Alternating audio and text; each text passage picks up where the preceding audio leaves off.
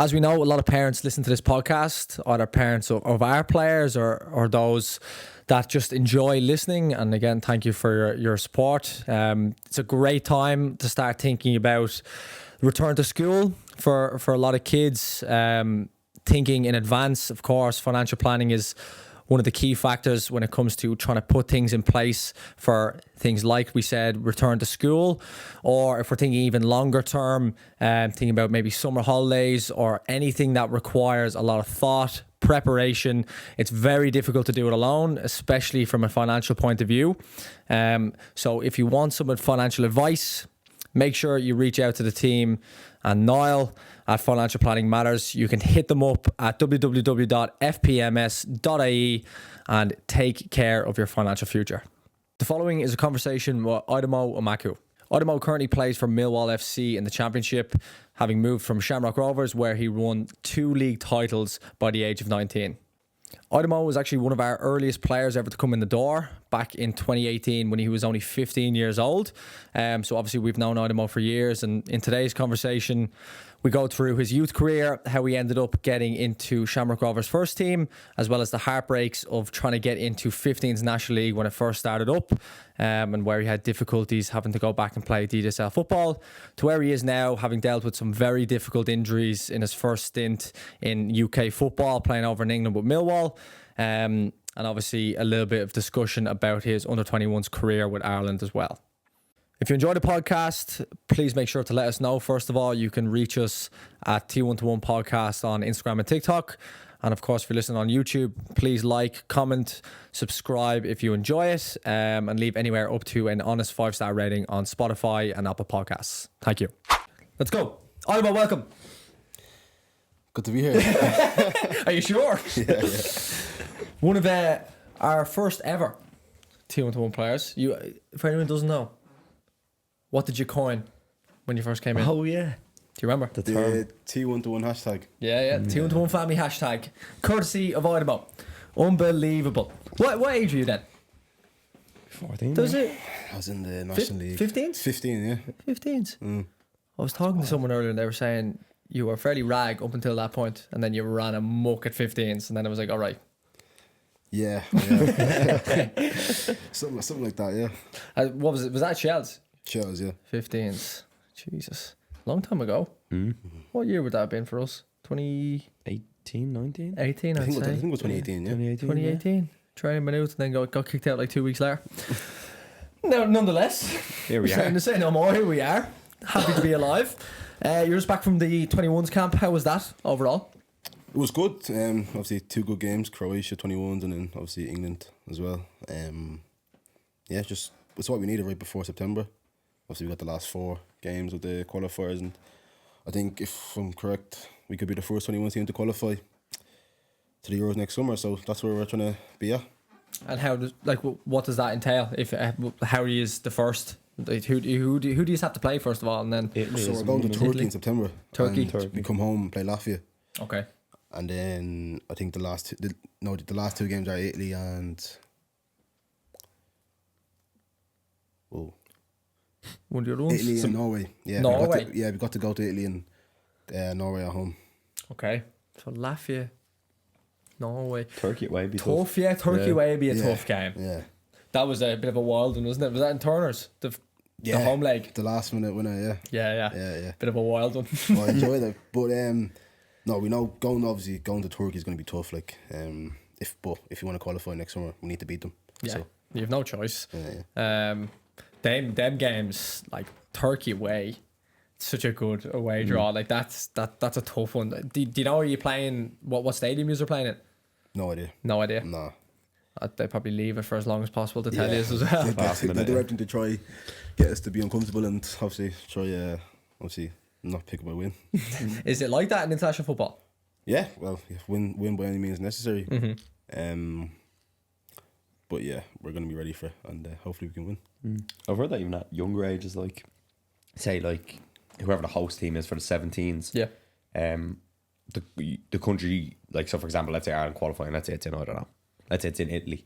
Ireland would send somebody out to scope out, like, hotels and training grounds and all that kind of stuff, because sometimes you get burnt where a club or sorry, your country will put you somewhere where they know it's like either a bad training pitch or even something like the hotel is really far from the training, like or like wherever they base you. So usually like a delegate will go out and actually scope out, like that's literally somebody's role in operations, is to make sure that you're not getting shafted, basically. It should be. Yeah, it's very important. Like a vibe in camp can like make or break a camp, I would imagine. If you're in a, I don't know, not a great area, or the facilities aren't great, and like the event I was at last night, the off ball one, they were talking about Saipan obviously with Roy Keane, and how much of a disaster that was, because they were in a terrible place, kit wasn't there, and it can cause like real turmoil, I would imagine, in a camp like that. So yeah, I'm not surprised. Some countries need to do it to be competitive, really. Like if you're a lower ranked nation, you're obviously gonna do what you can to win a game, I suppose. You know, and that's their right to do, I suppose. Yeah. Right. Let's talk about you. Why not? Why not? The first thing I want to talk about, because I actually, when we first would have obviously started working with you, 2018, so it's actually a long time ago now. We would obviously known you from Shells, but prior to that point where you were at Shells 15s, what did the start of your footballing career look like? So I went up to St. Francis when I was 6, and they actually didn't have a team for me. So obviously I've gone home now. Well, I've gone back to the car. My mum and my brother has gone up to the, I think it was under 8s. But as I was walking back to the car, some coach, his name was Ray, my very first coach, Ray Purdue, still talking to this day. And he came over and took me into his team. I think it was under 7s at the time. And I remember my first session actually. I scored 2 goals in my first session, and I megged him. He was in goal. And just went from there really. And I was there for about 4 years. And then the team split up at under 10s, unfortunately. Other than that, I think I would have stayed at Francis as long as I could have. Then I go to Lord Celtic after. I was there with under 11s, 12s, and then after that season I went to Crumlin United, so just across the road. Wasn't probably the best of most to like people in that area at the time, because of that move. But no, I just did what I felt like what I wanted to do at the time, and it was a very good Crumlin team, like very good, like it was very competitive as well. And then after that, I think midway through that season, it was time to get selected for the National League. So I think it was after the first 13 season, then it was the 14 season, and then players are going to the National League, and then I wasn't one of them, because my build wasn't great. Like obviously the lads were a lot more physical and stuff like that, and that's what they were going for at the time, like physical lads able to compete and stuff like that. But I remember I went up to, I was training with Pats for a while, and then didn't get in there. Then I went to, I was at Rovers, training with Rovers for a while. And originally, it's a funny story because I was told I was being signed, and then a few days later we played a game against Finn Harps, and these are like massive, like they're like giants, and I'm like a little kid compared to most of them. And after the game, obviously I struggled in the game, physically wise, but then I was told after the game, like, look, there's no room in the team for you. So it was kind of a like a setback moment, and I kind of thought like I was told I was signed and I wasn't. So I've gone back to Crumlin then. I just played a season in DDSL, 6 months. They were good with me, and they helped me like find myself again in terms of being on the pitch, and just loving the game again. And then when that season finished in DDSL, I was like the first full season of the 15th National League. And I've gone to, so after that season with Crumlin, it was between Pats and Shells, and I kind of gone to Shells because I think Pats kind of already had their team already in terms of like their main players, and I wanted to be like a standout player.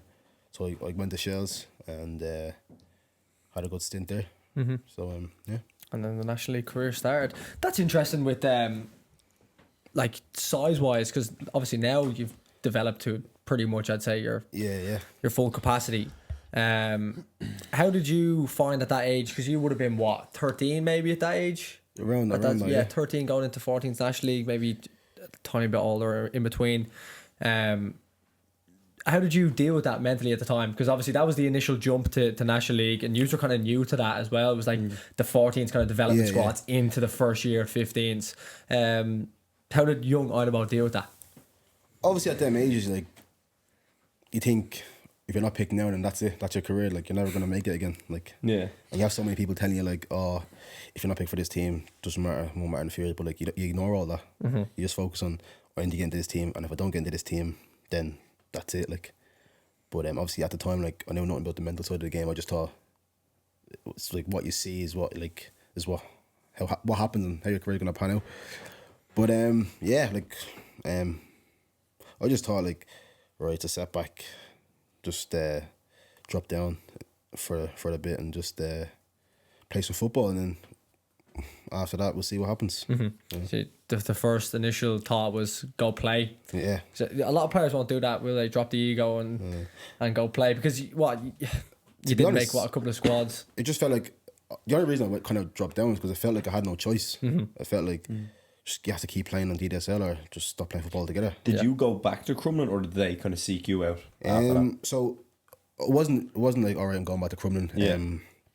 They had a new manager at the time. His name was Mark Meehan.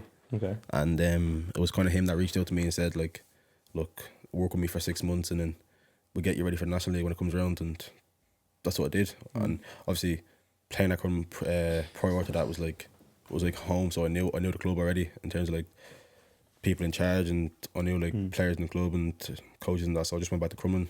They're actually a club that's very good at that recently. Since since National League came in, look, everyone has an opinion on how young it should start. Should it be 13s, whatever age. Yeah. But a lot of clubs kind of fight it, whereas Crumlin are one of them teams. They done it recently there in the 06 age, where two lads came back in and played with the Crumlin. Well, would have been 18s this year, and then one signed for Rovers, one signed for Bows.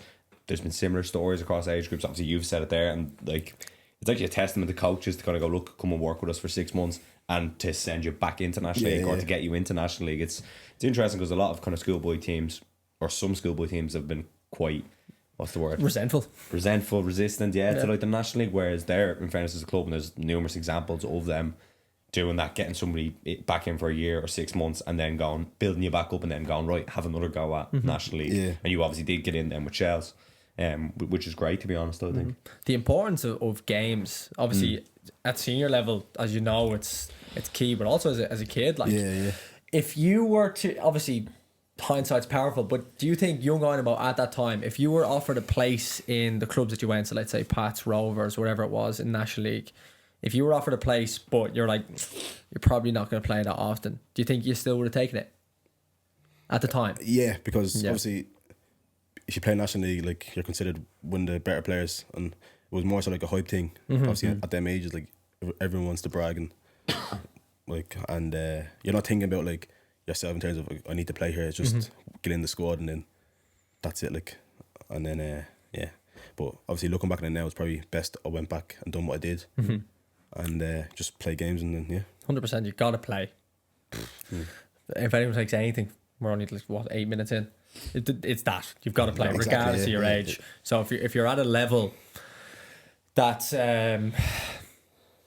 maybe a step ahead, or for in your case, obviously you have the ability, but maybe physically at the time not ready, that's fine.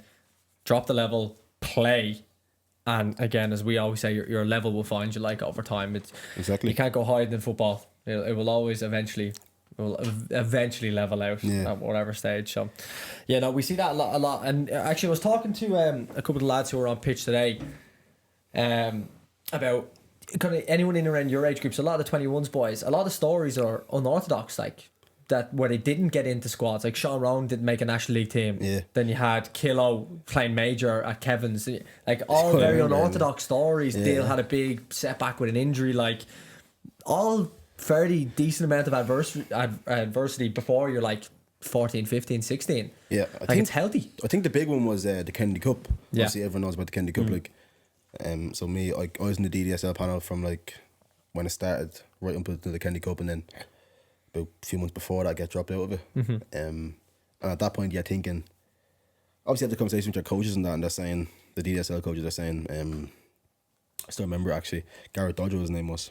And I remember him saying in the dressing room one time out at Abbottstown, he was saying, if you're not in the Kennedy Cup squad, don't think that's it. Don't think that's the be all and end all. And like I said, like, obviously being a young kid, you're thinking, I need to go play in the Kennedy Cup, or that's it, I won't make it as a footballer.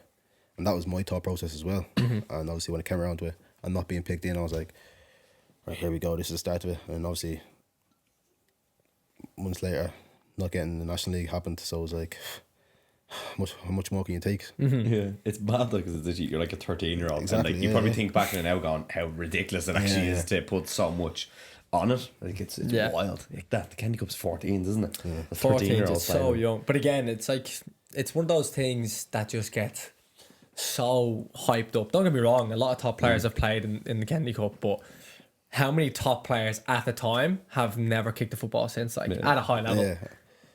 Due to many reasons, not just that. I've had this conversation so many times, like obviously like players that went to the Candy Cup and players that played when I was younger, and it's always like we can name about 6-7 lads that went to the Candy Cup and like they don't play anymore. Simply because maybe they just fell out of love with the game, or I don't know, like they weren't getting selected in squads, or it was just how it all worked out. And just like you look back and think they're the lad that you think would have gone all the way, and then like they don't play anymore. So it's a million and one factors, isn't it? Yeah.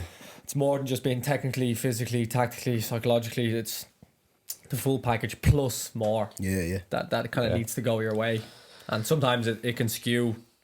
Like someone could be physically really good for years and years and years, and eventually they'll level out on a technical basis, or someone technically is bang at it, physically struggles, and eventually it always levels out. Probably the key thing that we see between kind of all the lads and girls we work with is the psychological side. Yeah. Being at it psychologically, and even some in around your age bracket, a little bit younger.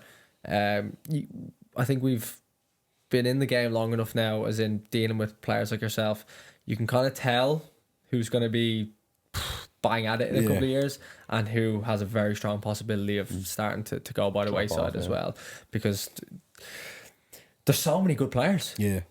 Everyone in your level is good. There's actually too many. Like there's so many good players that are even playing champ that shouldn't be playing champ. They should be higher. And if you slip at any stage, if you're off the ball, whether that be from a football point of view or psychologically, like you're simple as, like you're gonna be in real trouble. There's too many good players to take your foot off the gas. And yeah, the key thing I've seen anyway, those that I've seen who've really achieved are either on the absolute highest end of freak as a footballer, or psychologically they are rock solid, and then sometimes you get a mix of the both. It's just intriguing, like and again, a lot of the psychological ones would be they've dealt with some sort of adversity at some stage, whether that be in their personal life or football, because it's essential. It's essential to grow. Like if you have it all nice, and again, you see a lot of the Candy Cup boys when they were younger, they have it all nice, trials here, there, everywhere, everything's going well, and then one thing happens, injury, setback, left out of a squad, and they could be gone forever. That was a big thing, obviously. Like growing up, like when you're 13, 14, you have a lot of lads going to like, I don't know, Arsenal, Chelsea, whatever club it is in the UK, and you're thinking like they're the ones that like are gonna go to the highest level. But there's a lot of things that like factor behind that in terms of like there's injuries, like I said, there's love for the game, and there's just like not being picked for squads. It's just mad how football works, to be honest. It's just like obviously you're younger, you think like, oh, this is how it's gonna be forever, and then you actually get down to it, like when you get hit with a lot of different things, you're starting to think like, oh, this is a lot. And who can take it? Exactly. Yeah. So you obviously then how long were you with Chels then? So you done that 15's full season. Yeah. So that was the time for the O3s. And then the year after was time for like it was the 70s. So time for, obviously there's no 16s in the National League. So then it was like the O2s and O3s to mix up.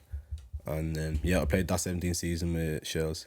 And funny enough, actually, I remember playing Rovers at the Roadstone. See, I used to go up to all the Roadstone games because the Rovers 15 always had the late kickoff. And everyone would go up, would be a big thing. Like everyone would go watch this Rovers team, think like obviously they're the best in the country at the time. And a year later we played them. I was with Shells playing against Rovers at the Roadstone. We beat them 3-0 on the night. And we got to the semi-final of the National League. And scored 2, so it was a good night. It was a good night. So that was it. That was kind of like the trigger point. Then they come sniffing. Exactly. Good old Rovers. I know. From that point then, did you, when you signed, so you went from Shells to Rovers then at that stage, did you have another year 17s or straight to 19s? I had another year 17s. And did you go to 19s or 17s? I went straight to the Rovers 19s, yeah. Okay, nice. Right. So was that a big jump? Because I was expecting going to the 17s, obviously, to play my own age. Yeah. And then, obviously, like, the way Rovers is as a club, they're very ambitious. So, like, they're obviously trying to push the lads, like, through to the, obviously, up the ranks in the academy and then get them in the first team. That's the plan. And, I remember there was a few of us, actually, that played in the 19 squad. But we done well, like, in terms of, we had a good squad. And I think that year, the Rovers in the first division, the Rovers B team, you played for that, did you? Yeah. I was in that squad. I made a few appearances and that. But that was probably my first taste of men's football. And was that in your first year in Rovers? Or did you have a full year in 19s before you went up? I can't remember. I think it was my first year. Yeah, I think so. Yeah, That's was that just for 1 year? It was one yeah. season, one full season. Okay. And then when did you break into the first team? After, was it the year after that? It was just when COVID struck, like after, when COVID struck, and then when they obviously finally let teams play football, I think it was March. And then there was a few of us offered pro deals, and I was one of them. And then I remember just training the first team. Like, I was finished training to 19, and then had a shooting session with the first team. So I've gone up to that, and like everything was working for me on that day. And then since then, like every Tuesday, before school, like trained with the first team and go to school after. Yeah. And then became more of a regular thing in terms of, obviously, I made the squad a few times, made my debut in the league, and then it was more so like a regular thing of training in the morning, going to school after. And then when it got serious after, when was it? After my debut in Europe, when I scored, it got more serious. And Did you score a late goal in your debut in Europe? Yeah. It was In the pink boots. It was in Tallaght, was it? the pink boots, yeah. Remember, who was that against? Were they wearing blue? The Chueta, I don't know if I'm saying it right, but they were from Albania. Okay, right. Yeah. So, It's a Chupi or Chu. Isn't that Chueta? Chupi? I haven't the clue. Don't look at me. I just remember that goal though. Yeah, that's mad. So that was your debut for in Europe, and you scored. I didn't expect to play that game. I was just on the bench, and I'm just thinking like it's a European. I just take it all in and embrace it. And then like it was the 88th minute, and obviously as the time goes on, you're less likely to play. And I'm thinking, I just enjoy the moment. And I was just sitting there like, around the 80th minute, and the gaffer turned around to me and just said, "Get ready." And I'm thinking like, me. I remember Joey O'Brien, because obviously at the time you had to sit in the stand. You weren't allowed to sit in the dugout. Yeah. And Joey O'Brien actually like turned around to me and said like, "Come on." And I'm thinking, oh. And so like I've kind of like just grabbed my shin pads and gone down to warm up, and then 5 minutes later I'm on the pitch. And then I remember just like the first ball that came to me, like my touch was bad. Like the ball came into me, and it just bounced off me. And I'm thinking, oh no, not one of these days. I was like, no, can't be. But then the second one that came, like I just took it and just ran. I mean, like at the fullback, and then went past him on a free kick, and like I'm in the game now. And obviously the game was going on, got into a stoppage time. And Danny Manjo at the time, obviously when he was at Rovers, he was just making a run into the box like with the ball, like beating like 2-3 players. And then I just remember like earlier that week, Robbie Keane was in, so he used to come in and do work with the strikers and stuff. I remember him like, I remember one time in training where just like, I wasn't, like the ball would be arriving in the box and I just wouldn't be there. Like I'd just be like waiting for it to come out on the edge or something. But he was telling me like 90% of goals as a striker are scored in the box, like, so you need to be in there. And I remember when obviously Danny on the pitch, he's driving the ball, I'm thinking, right, let's try it. Let's see what we can Get in the box, let's see what we can happens. do. And he's crossed the ball, but like it's coming so slow, like, and it's taken about. It took a deflection, but it was I don't know if he's watched the goal back, but it was the slowest deflection you ever see, and for like somehow it just falls to me. Like, I'm just there to tap it in. It's gone a bit high now. It's gonna hit the crossbar and coming down. Yeah, but like it was one just hitting hope. Yeah. And what's the celly then? You slid, didn't you? I think I done 2-3 celebrations. I don't know what to do. Going mad. I think I done a knee side at first. Yeah. And then I got up and done a fist bump. So like it was just like throw them all at it. Honestly, it's like when you score on FIFA and you click all the buttons. Exactly. You're hoping one of them comes That was the up. windmill. You got one of them comes up. I remember Liam Scales was the closest one to me. He was celebrating with me, so like I've slid down, he slid, and now I've got up, and then he's got up, and so I just trying to mirroring each other. Hitting all the sellies. But, That feeling, yeah. Was that your first senior goal? Or would you first senior goal? Yeah. In Europe? Yeah. to win? Yeah. My God. Yeah. My God. If you could bottle those emotions, you could tell That's them. crazy. To score a goal in general, surely It's like the most exhilarating feeling. Yeah. It's just like, I don't know, like that night, like I went home and had a Chinese after, and I'm just sitting there eating. I'm thinking like, I just scored. that just happened. Like it's mad. Would that have been Europa League or was that Champions League? I think it was the Europa League qualifiers. Okay. No, sorry, the Conference League qualifiers. Was it Conference League then? Yeah, okay, yeah. Because that probably was the first year. They Yeah, brought the Conference that League, was the yeah. first year. Yeah, That's what. How old are you then? Probably 18? 17. 17? Yeah. Jesus. Jesus, Unbelievable. That's wild. So that kind of kicked you off then into you start to get more opportunities, obviously with the first team then. Yeah. How did you find that transition going from, I know you said when you were doing a bit with the 19s and they started bringing you in with the first team, but I presume you kind of got fast tracked into just being in with them full time pretty quick. That was it pretty much. Like after that, it was more so like, because we played the league game 3 days later and I started against Longford and I got man the match. Yeah. So like everything was just working out, like just going like smoothly, and then obviously I'm in the first team now. I'm a first team player. Hold it there. If you haven't, make sure you check out www.fpms.ie to start your financial journey today. And yeah. How did you find that transition in terms of your training schedule? Obviously, you're in with them all the time. It was obviously, I presume, much different to a 19s dressing room in the sense of the actual environment. Obviously, in the 19s, like, they teach us to like be as professional as possible in terms of like how we train, what we eat, and stuff like that. But when you're in the first team, obviously, it gets a bit more serious. But it's something I've always wanted to do, like be in a first team environment and like be like a professional. So like when I got in there, then when I was doing that full time, it was like I didn't really think about the transition. I just like made sure like when I come into training, make sure I'm being my best or one of the best players in training, and when given the opportunity to play, making sure like I'm showing the guy for what I should be playing.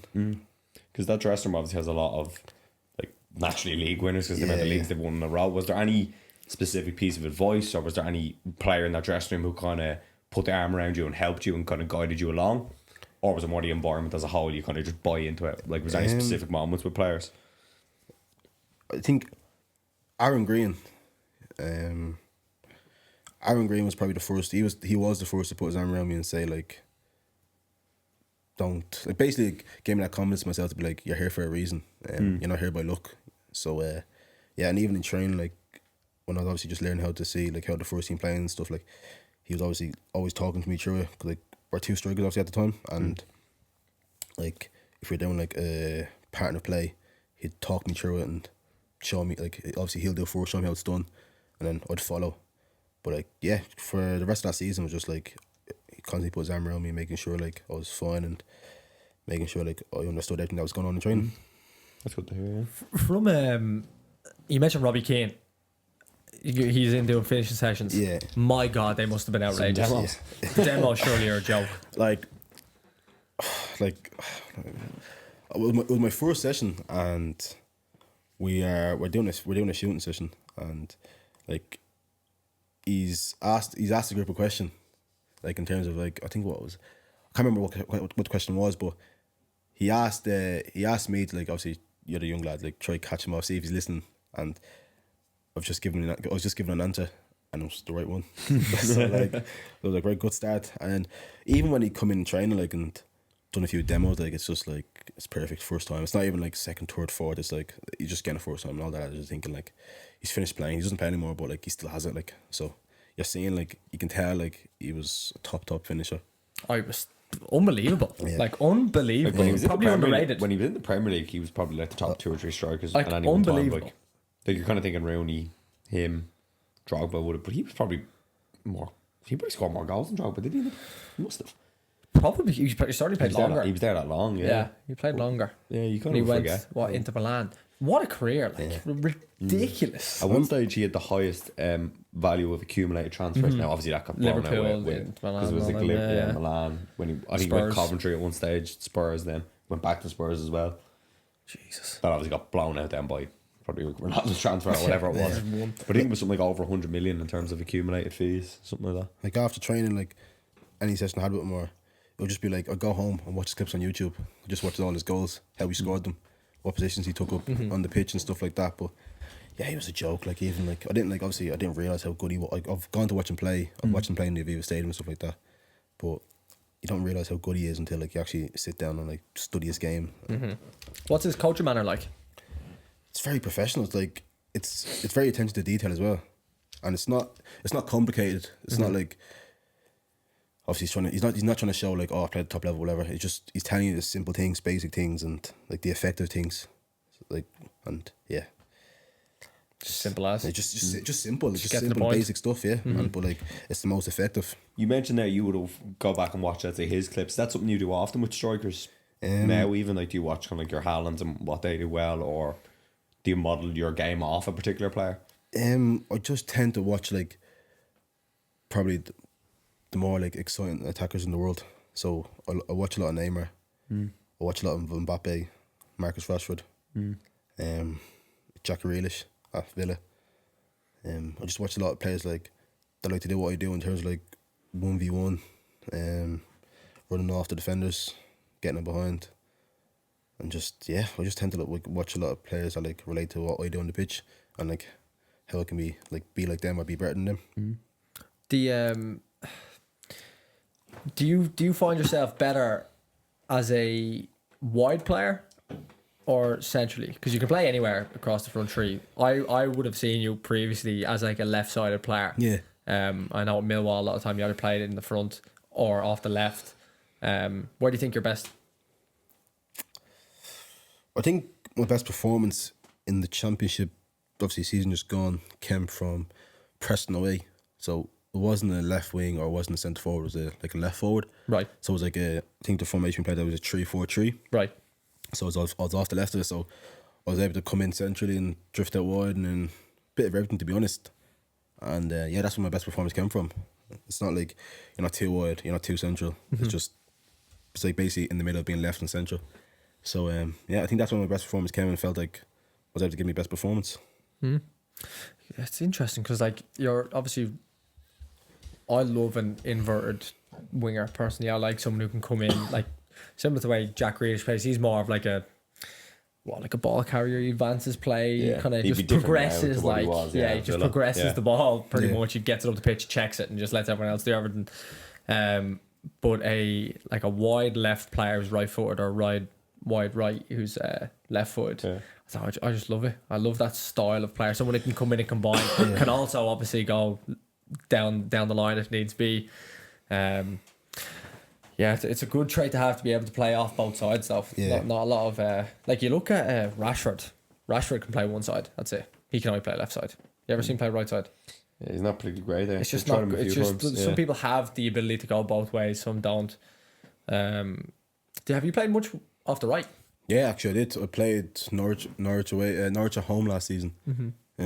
Same formation, 3-4-3. Just right forward. But right forward. So I think it's important, like obviously, like as an attacker, like you can play left, right, or central, because obviously it gives you more of a chance to get in the team and stuff like that. So have a bit of versatility across the front three is pretty much key, isn't it? Let's go back to Rovers quickly. You won the league title, yes, unbelievable.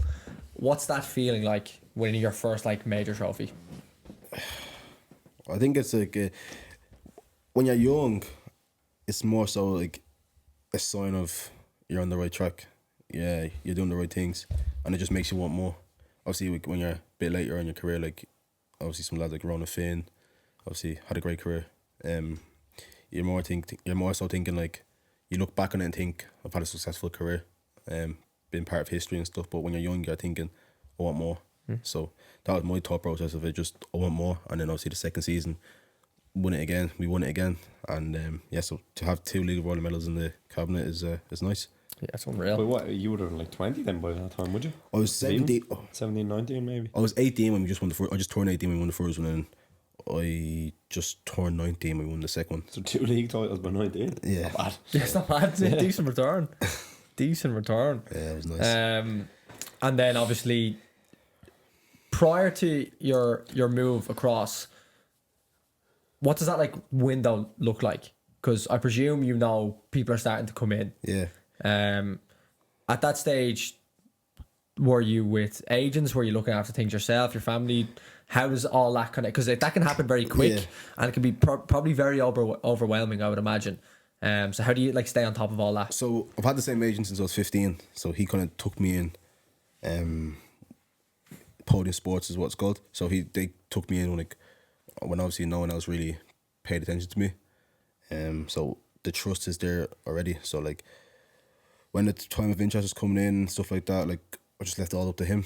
Let him just do what he does, what he's supposed to do, and yeah, like I didn't really like stress about it too much in terms of like who's coming in or who wants me or where am I going. It just like it was more so someone comes in, he tells me, we talk about it, we see what's best for me, and then we act on it. So yeah, like so when the season finished or in the summer break, obviously it's different. England, they only start in pre-season, and in Ireland you're mid-season. Yeah. So yeah, so like when them periods, like whether it's after the season or mid-season, you're thinking, oh, they're going to be interested now, but you just keep doing what you're doing. That's what I done. Just kept doing what I'm doing, training properly, and yeah. You went at what stage when you signed for Millwall? Did you go end of League One season? Yeah, so I went in December. So obviously, December. obviously UK in the English season, they're obviously still mid-season. Yeah. So I went when they were mid-season. Yeah. Did you go that year after you won the second league? The second one. Yeah, Yeah, you went then. Yeah. Okay, and when you went in, did you go straight into Yeah. first team? Yeah, so I went over 2 weeks early. So obviously I'm not officially signed until the 1st of Jan. So I've gone over 2 weeks early to just like get a feel for it and get used to the team obviously and the club, and which was good. Like I felt myself training really well in the 2 weeks I was there. And then yeah, so we are meant to play Sheffield United on the 1st of Jan. So that's when I was able to play my first game. And it was the FA Cup. But the day before I got injured in training. So like I've never really had a muscle injury before. It's all new to me. So I'm just thinking it's a bit of tiredness. I'll be fine the next day, but like the next day, like obviously when you get over there, like they're more like experienced and professional, and they know what they're talking about, and they know a problem when they see one. So I'm thinking, to me it's not something big, but to them it's like something's wrong here. And then as the day's gone on and into the next day, like it's gotten worse. So then gone for a scan on that and ended up being out for about 6-7 weeks. With what? What was the injury? Torn quad. Quad. Yeah. You thought it was a bit of tightness? Yeah. What grade? It's What gone. grade? It was a Pretty 2B. 2B. 2B, right. yeah. Jesus. I didn't even know there was. I thought the grades were just 1, 2, and 3, and then there's B's. And Yeah, there's- B's and C's and D's. I heard a grade 4 there this year at one stage. I was like, what? That Yeah, must be that's something else. that's Like, it wasn't you grade die. 4. Yeah, I think that's surgery, I think, yeah. Yeah, Yeah. that's a real problem. Yeah. bad. That's a major problem. So that's tough, isn't it? Yeah. So you go over, you have your 2 weeks, you officially sign. FA Cup would have been a brilliant place to start Yeah. to get in amongst the squad, and then things go wrong. That happens a lot. Do you find, like, is that because of the change from probably not as rigorous of a schedule, and also you've gone at the end of a season, so you've essentially probably had a couple of weeks Yeah. off unless you kept training, and then you're straight into a new club and they're fully at it because they're halfway during the year. Is it too much too soon, or did they gradually try ease you in and it was just an unfortunate thing to happen? To be honest, I think I wanted more so to just be like put in straight away and get going. But obviously, like I felt fine like during the first week, second week, and then obviously it all catches up on you because you're not used to it. That's no disrespect to like previous clubs I've been at. It's just that's just the way it is. Like it's more like advanced over there and more like intensity and stuff like that. And yeah, so the first 2 weeks like I didn't like feel any like different, but obviously you feel it in training, and then 2 weeks is up, and then it all catches up on you. And at the end of them 2 weeks, obviously your body starts to fatigue and that, and then yeah. And things like that happen. Such a shame. Yeah. So when you got back then for that season, how did the rest of that year finish out? So 6, you were obviously out for like a month and a half, probably till Feb, kind of March. So I come back and I made my debut against Burnley. Came on, and I have to say, it was a home game at the Den, and I have to say, like, the noise that day was incredible. Like it was just like, this is the real deal. Like, but obviously that game's finished now, and obviously I've had to play 1 or 2 21s games just to get back up to speed in terms of minutes and that. I think it was the second game I played, and it was in the 90th minute of the game. I've gone to press, and I probably should have managed myself a bit, seeing that I haven't played a lot of games, and I've gone to press and I've just felt my hamstring go. Like in terms of, like, it just started, like, it was a cramping feeling, and I'm telling myself it's cramp, but like as I've come off now and I've sat down and I've got back up, I'm thinking this is not cramp. There's a problem here. So I've gone for a scan again, and I think it was a 2C.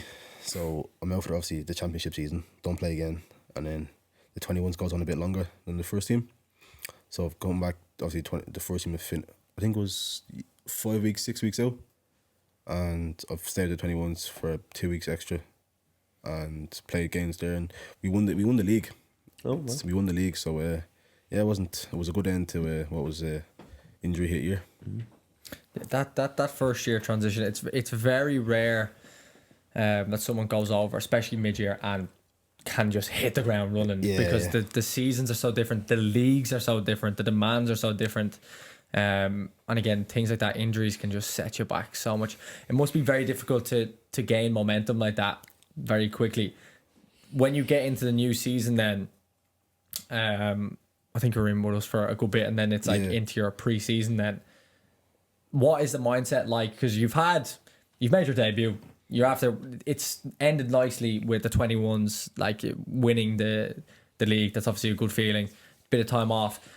Is the next year when you're going in thinking, like, I've got to be bang at it, or are you just excited to finally get going? So the following season, it's more so I'm thinking like, just get in and show the club like what you can do, show everyone like what you're capable of doing, why they signed you in the first place.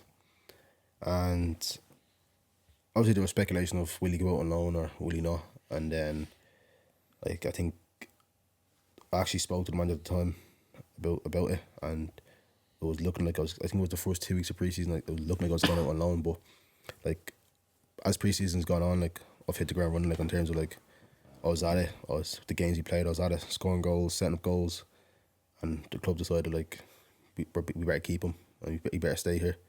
So that was a good feeling, knowing that you're wanted, and that like you've staked your place in terms of like you're here to play, and then so going after pre-season, like going to the first game of the season, we had Middlesbrough away, and like obviously it's my first taste of like in terms of like being involved, knowing that like there's a chance that if you perform today, like you can start the next game of the game after that, whatever it may be.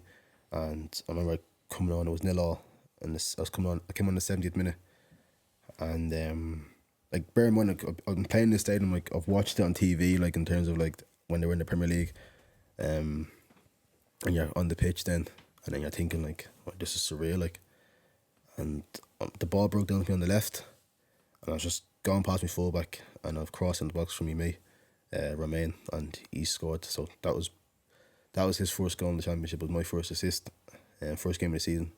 So like we're off to a flyer in terms of like we got 3 points, stat on the board for both of us. So yeah. And then the season kickstarts again. It's so, football is so, like, it's obviously it's a long-term game hopefully, but like it feels so short-term because you have that initial burst, you get on for 20 minutes, you get your assist, and I presume you go home, you're like, I'm at it, I'm top of the world. Yeah. And then next week you could have a stinker, like. Yeah. Like it's so difficult to balance emotions. Probably very is hard probably to the enjoy it as well. Yeah, like very you hard to have enjoy that, it. but it's like, right, when you train, let's say you have a day off after you're doing recovery, it's all about right next Saturday, or expecting the champ when it's Saturday. It's Saturday, Tuesday, is it? Yeah. Like then it's like you That could win. turnover. You could have a great win on Saturday and be like, right, well, we're playing team on Tuesday, so no one cares about what happened on Saturday. It's so like you're only as good as your next game. Really, it's just like it's so short keep term. going, especially in them leagues. Like 46 games is That's a lot. a lot. Yeah, it is a lot. It gives you a lot of chances though. Yeah. So Yeah. if you are out of form and someone gets a little niggle, they're left out on the Tuesday, you could have a dip in form. It gives you kind of an opportunity. I always feel like you probably can get in, which is kind of it's a blessing and a curse. 'Cause sometimes if you're playing every game, what a blessing, but that's draining as well. Yeah. But anyone who gives out about playing, I will not listen to you.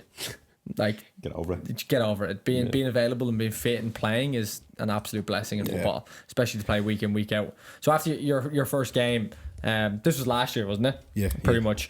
How did the rest of the season go as a whole? So it was strange in terms of like, obviously the manager I signed under got sacked, and then we got a new one in, and then he got sacked as well, and then we get a third one. So it was a lot. There was a lot of change. There's a lot of adversity on and off the pitch for us as a club, and obviously for me as a player as well. a lot of things you have to deal with. But so I think the first 5-6 months I found myself playing some like my best football. I got a couple of starts under my belt.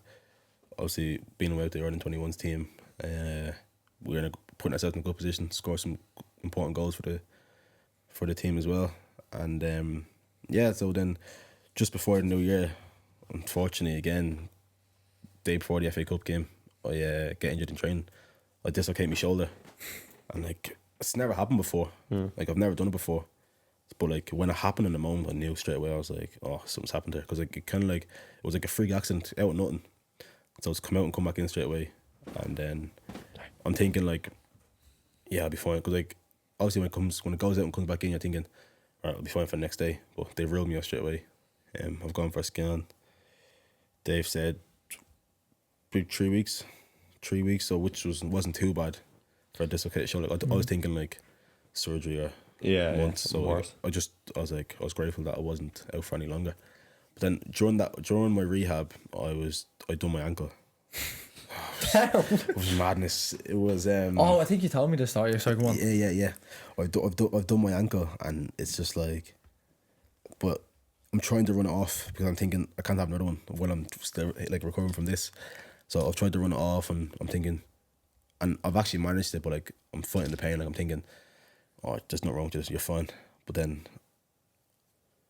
I'm going home that day, and I'm thinking, I look at my ankle now, and it's like a balloon.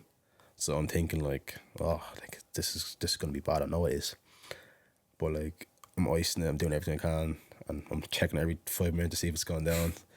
I'm trying to jog on it in the house, just trying to check if I'm really injured. And I've gone for a scan and that, and it's come back. I think on my ATFL there was a grade 2, and on my CFL it was a grade 1. So that was like extending my 3-week injury to a 7-week. And then I've missed games now when I had momentum. I've come back now, and I think when I come back, it was middle of Feb. I came back, and come on my first game back against Sheffield Wednesday. That was fine. See, we weren't really in form at the time. Obviously, we were going through like transition periods in terms of like we had injuries in the squad, just like everyone else does. We had injuries in the squad. Obviously, the second manager got sacked, and then new manager comes in, done very well to be fair. Like, kept us up, had us believing again. Then 3 weeks later, I get injured again. Jesus, any chance or no? I played 21's game, just obviously for minutes, and that was fine. Got through it. And then 2 days later, I'm back in training with my team, like, and I've trained, but then I've taken a shot, and I felt a pinch in my quad, and I'm thinking in the moment like, oh no, I felt this feeling before, but like I've carried on the rest of the training, like it's killing me, like in terms of like the pain, and I've just kept training because I don't want to be injured again. And then so that was on a Thursday, and did we have a game on it? So I was trained Thursday, obviously Friday. I was involved on Saturday, but like I'm getting rubs and doing treatment. I'm doing everything I can to like try and nullify the pain. But I haven't actually said to anyone that, look, there's something there, because I've just had 2 injuries, and new managers come in, like you wanna like be available, you wanna impress, and I didn't come on the Saturday, and at the time, like I'm kind of happy I didn't, because I wasn't 100%. And then on the Sunday, I just gone in and said like, look, quad's feeling a bit tight. Could I have an off-feet day? So they've given it to me now, and I'm inside now. I'm thinking, right, we've got a game on Tuesday. Gives me a bit of time to like just look after it a bit. Training on Monday, I was still aware of it, but I felt fine. Training on the Sunday, I'm still aware of it now, and I felt fine. But it's still like, you know, like you have in the back of your head, like if one sprint could this whole thing could just open up, and then it's the day before the game now. I think we're playing Blackburn away on the Tuesday, and it's the Monday now. And I've spoken to the manager, and I've said, like, I've done a fitness test with the physios. I've told them like it's fine. Like I felt it. Probably at the time I should have been honest and said like, look, I'm not 100%, but I wanted to play, like, after being out for so long, and the season was nearly done, and I felt like I could have brought something to the team in terms of I could have added more quality to the team, and we've obviously, I spoke to him and he said to me, like, look, just be honest, if you're not 100%, like, you won't play, like, we won't travel. And I said to him, like, no, I can play, like, and then I've actually found out the next day I'm starting the game. I didn't expect it. Like, I'm thinking, like, I'll probably catch the last 15, 20 minutes or might not come on at all. So I've started the game and I'm thinking, like, right, it's like I'm in my hotel room that night because we travelled on the Monday, and I'm in my hotel room that night, like, doing different movements, like, trying to convince yourself it's okay. Running on the spot, like, pretend I'm striking the ball or something, and just, like, trying to change direction. I'm thinking, like, right, I'm fine here. And I'm saying to myself, like, right, it's okay, like, he can play. Then like I said, I found out on the Tuesday, like, day of the game, that I'm starting the game. So, like, I was getting myself the night before ready for, like, the last 15, 20 minutes. But then on the day of the game, like, I have to actually get myself ready for the, like, 60, 90, whatever it may be. And yeah, so that's fine. Games come around now, warming up. I felt fine in the first part. I've taken a shot now, and I'm thinking I felt it again, but it wasn't as bad. So I'm thinking, right, I'm still able to play because I was able to run without pain at the time. And then the game started. First 5 minutes of the game, I just felt like I went to open up. The ball broke and I went to open up, and I just felt it tweaked straight away. And, like, it's kind of like, and that was it for the rest of the half. It was just, like, constantly at me. Couldn't really change direction or anything like that. Couldn't really sprint. And I think it had a knock-on effect in terms of, like, my performance, because, like, I didn't play the best. I didn't have my best of games. And everyone knew that. Like, everyone knew it wasn't myself. Like, so I've got taken off at half time now, and then I've gone for a scan, because you have to wait. I think when you go for a scan, you have to wait like 48 hours. So, like, they actually, like, they can settle down. They can actually see what's wrong with it. So I've gone for a scan on the Thursday now, and it's come back. But, like, I'm speaking to a teammate from the 21s that I've played with in previous games, in terms of, like, during the season and obviously last season. And obviously I made a phone good relationship with the 21s players, and he's actually got an injury. He had an injury at the time, his quad, so he's done a 4C, and he said he'd done the same thing I did, played on with it when he probably shouldn't have. Made it worse. Exactly. So he's telling me he's got a 4C. Obviously he has to go for surgery and that. And I'm thinking, like, this could be me. And I'm honestly saying to myself, probably, you don't want to be, no one wants to be injured. But I'm saying to myself, like, just, I'll take anything less than a 3, or anything less than a 4, sorry. I'm thinking, like, just don't be, like, a 16-week or a 17-week injury, to just be less than that. And then when the scanning results come back, like, I'm waiting. So, like, the way for the results is, like, the worst thing ever, because you go for the scan at, like, 9 o'clock in the morning, and you have to go back to the training ground for treatments and that, and the scan doesn't come back till about 1 o'clock, and you're thinking to yourself, like, everyone's asking you, have you got your results? And you're thinking, like, yeah, like, nah. But, like, it's just, I don't know what it is. It's just the weight kills you.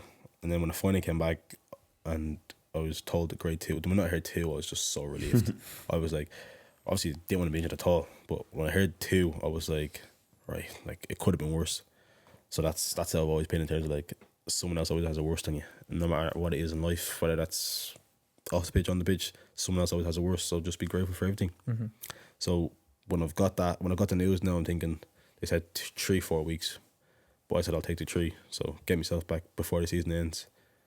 I got myself back, but I didn't get into majority of the squads before the end of the season. I got into 1 or 2, but most of the squads I was left out of. Obviously, was for football, it happens. So yeah, that was kind of my end of year. So yeah, today.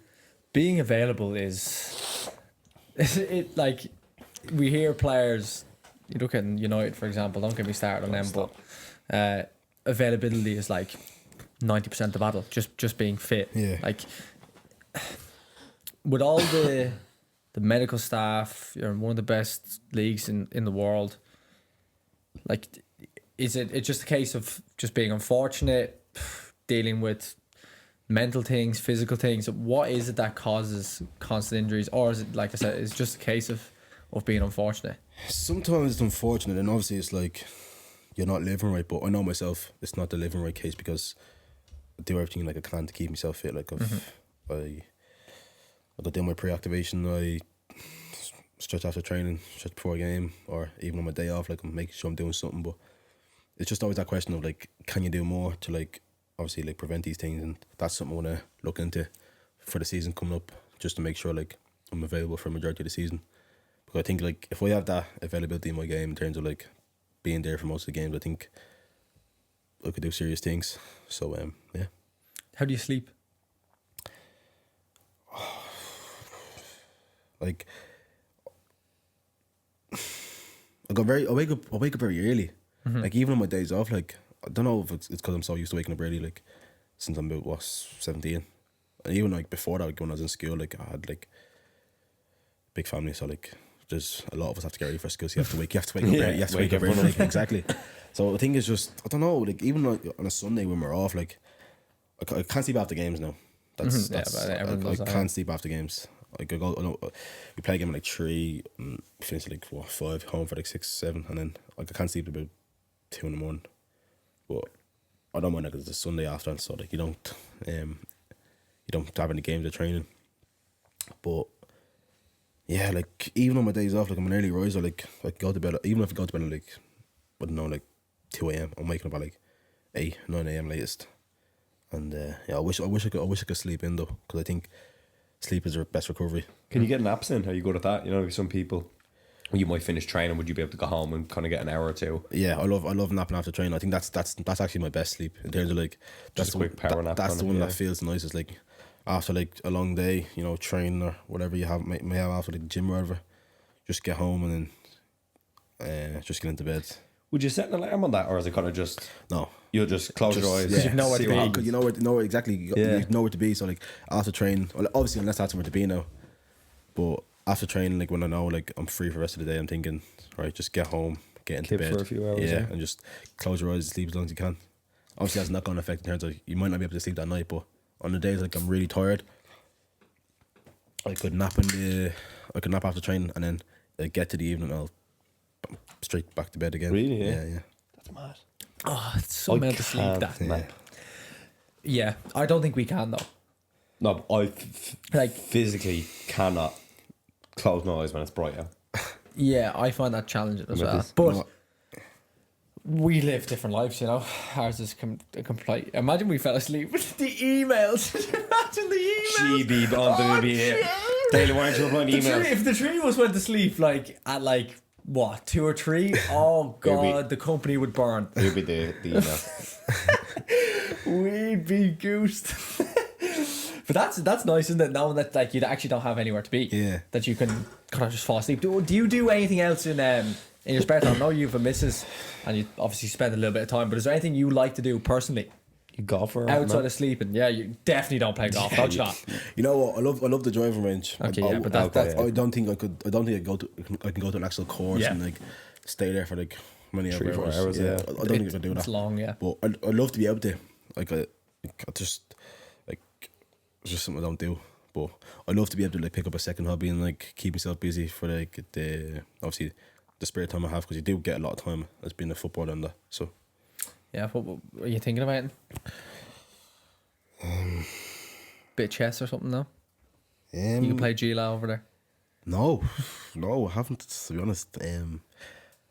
No, but I'm gonna pick definitely this season. I'm gonna pick up something new. Where that's I don't know. With darts. Yeah, actually, I love the darts. Yeah, darts That's good. cool crack. Yeah, darts good. Ever Low since impact as what well. was it? Ever since I remember what year was it? The 9 darter. The littler fella. Yeah, Last year, Van Geeren. Luke. Ever since that, I watched that final, and ever since that, like darts, like Yeah, the same. love for darts is just taking off. Like every Thursday Great night, crack. like I look forward to like Thursday. Last season Thursday is probably like my favorite day of the week because they had the Premier League darts on. So like every night, 7:15 to like I don't know 11 o'clock at night, you have like 8 games of darts. So like I'm in the kitchen. Like obviously I live alone, so I'm in the kitchen like making me dinner. I'd probably go for a haircut first. So that was the thing I do top like up. every Thursday. So it's nice for the weekend. And then Charlington. every Thursday it would be my own little thing. So like, obviously go training that Thursday, get a haircut after training, and come home, make some dinner for yourself. And while that's on, have the darts. Watch darts, Have yeah. darts in the background. Also. I'm with you. So Darts are good I crack. used to hate darts. The full trans. Do you remember the chat? Right. So. I know you've gotten into it more now, but Yeah, you didn't I like hate it. it. No, I genuinely thought, I was like, how do people watch this? Genuinely. But I never sat down and watched it. Yeah. Then I watched that Van Geeren and Humphreys when they were going for the. Or was it not Humphreys? Was it Humphreys? I don't. Was it Just Michael? the- No, it was Michael Smith and Yeah, Smith. Yeah, Smith it and was Van Smith, Geeren. yeah, that's what it was. Yeah, sorry. Yeah, Smith. yeah. That's I watched that final live as well. Purely, I was bored and banged it on, right? And that happened like 10 minutes out. Because I remember texting into you two in the chat going, lads, darts is shite. Then 2 seconds later, that happened. I was like, right, disregard everything I've just said.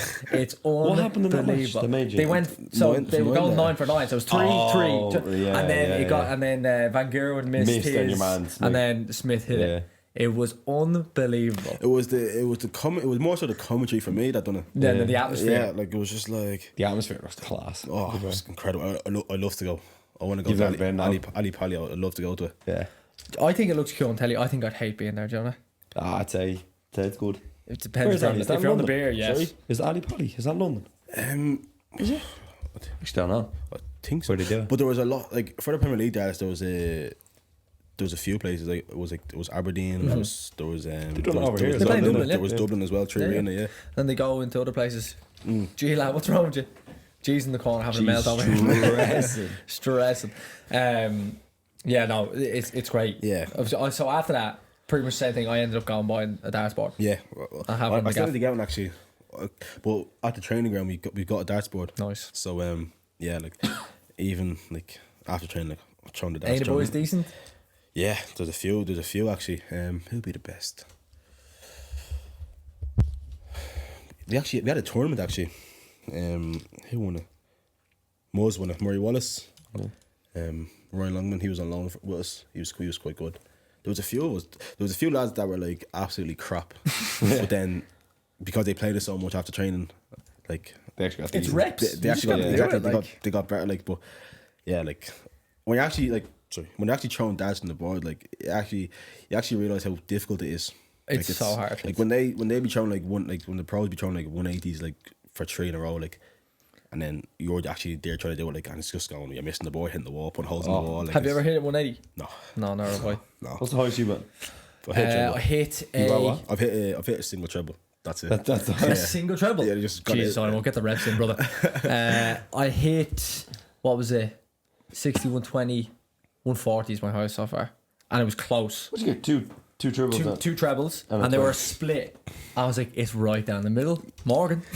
My problem was, when you're in flow and you go, fa-dum, fa-dum, and I went, oh, and I took a step back and I was like, this is the one. And then I hit the 20, and it was close. Like, it wasn't close enough to the line, Mad but it was because, like, close. you only realise, let's say you just go in and like put 2 darts on the treble, how little I'll space tell there you, is. Like, it's ridiculous. Absolutely, like, it's insane. Yeah. It's such a hard sport. That and golf. Yeah. Golf is so hard. Yeah. So mentally, so frustrating. My God, I haven't played a full round of golf It's in all like years. just overthinking, isn't it? Like that you said with that third dart, you like Yeah, you yeah. reset You yourself, change your rhythm. which is It's like gone. I've that's missed like it. Like. changing your penalty technique Yeah. like in the flow. Like you Yeah, I shouldn't, don't know. or I your should free have kick done a technique. thing like, but it's one of those things. Once I hit 180, I think that's it. Like hang darts up, Done. done. Yeah, like finish it up. Do you play the 21s? Do you do 8 and 21s? Any games? Table tennis. Yeah, actually, we got so where we're based. Obviously, before we travel to wherever country we're going to, we got the table tennis. We've actually got like 2-touch, so it's like a net, obviously, yeah, yeah. net, and then like a small square with tape around it, and it's like it's just gets competitive, to be honest. But yeah, Who's decent at that? which no 2-touch. 2-touch. Who would be the best? You're not a 2-touch player, are you? Oh, well, yeah, because I play. Turn the camera to me. No way. No way. I played it so many times, and like You've got decent. I've actually become like very decent. Like it's a very technical game. Like, it's more so. It's not even the first touch part. It's more so like actually making sure your second shot goes in the box, because like it's very small. Right. So like the lads to be like Overhitting. Yeah, you can overhit it and like put too much on So it. who's the person you don't want to be against in that camp? Surely Andrew Wong's go there. Yeah, Andrew would be good, is he? Andy's good, but I think the best one for me would be. It's gonna be a left field show here. Zach Gilson. Yeah, he's got Very technical. Yeah. Or not Kilo anyway. I'd be him. Not Kilo. Zach Gilson. Oh, that's probably Zach Gilson. Yeah. What about the table tennis? Oh, there's a few in that actually. So me and That's another great sport. me and Bossione, we've got a little rivalry. So like he probably be my like main rival in table tennis. But in terms of the best, Zach Gilson again. Yeah. Jesus, yeah. Is it one of them where you wouldn't even try to play against him because you're like, he just smoked me? So that's you go against both. Like I've still played against him, but like it's more so like you get the first 3 points and you're thinking like, he's that good. Like he's gonna come back anyway. So I'd say Zach, Tony Springer is quite good. There's another one, but them two would be the best. They're great little sports to have. Yeah, Yeah. I think it's important to have them in the camp because obviously, Yeah. it's a long camp and you can get training and that in terms of like just constantly just football focused. But then it's also good to have that little like get your mind off like the football and just crack away, have a bit of fun with the lads. Yeah, it's key as we were talking about at the start about like keeping a vibe in camp. Yeah, It's got to be good. Like it's got to be positive. I could see, those things get draining very, very fast. If especially when it's so football focused. Tournament football is great for that. yeah.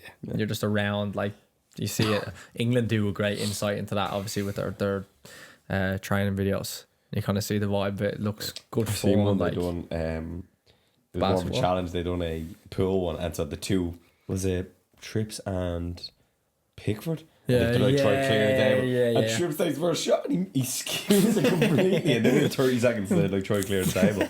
I love going to camp, like, especially the 21s. Like it's like the group is just it's like you look forward to it. Like it's, you look for it in the calendar. You're thinking like when's the next camp? Like especially I think the one we had in November, was a bit like when you finish that you're thinking, oh no, like you got like 4 months till the next one. So it's a long wait. But obviously I missed the March one because of injury. But when you're back in June, like it's so good to be back. Yeah, the vibes obviously seem to be quite good. You have a lot of people that grew up playing together as well, or you're just close friends as well. That's always good. You form like good bonds amongst everyone.